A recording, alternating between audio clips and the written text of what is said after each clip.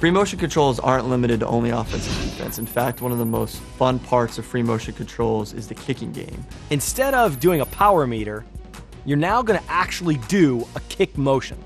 Users will use the Wii remote to basically mimic their leg of a kicker as they're coming up for the kick.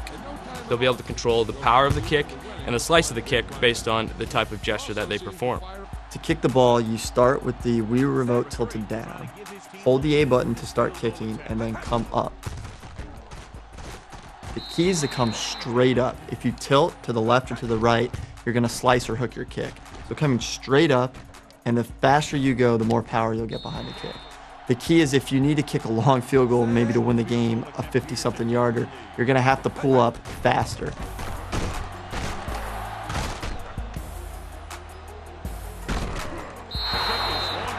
If it's just an extra point or a shorter kick, you want to pull up slower in order to get more accuracy behind it. The first time you go to kick in the game, there's going to be a tutorial that says, learn to kick. If you decide to button in, you're going to get the instructions on kicking, then you're going to be able to practice kicking in the tutorial as many times as you like. It's a good way for a new user to go from having no kicking knowledge to having a complete understanding of how to kick. The Kicking Combine is a Wii-exclusive multiplayer game that gives you the opportunity to learn the controls, but also play a really fun multiplayer game. What happens is it can be up to 4 players, 1 player kicks the ball, and the other players control the wind. Every user gets 5 seconds to make a kick. What you're trying to do is get the best kick inside the uprights. Dead center is worth a lot more points than right at the edge of the uprights. The farther back you go on the field, the harder the kick, but the bigger the points. And just to spice it up a little bit, we've taken away the red arrow. So the only way you can aim is by slicing your kick.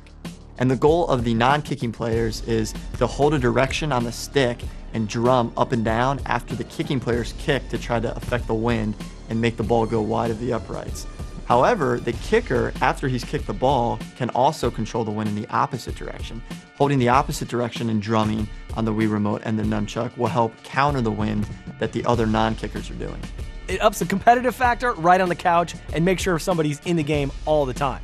The kicking game is still important as it's always been in Madden, but now with free motion controls, we give you more of that sense and that feeling that you are the kicker. We put you in the shoes, and now it's your turn to make the big kick.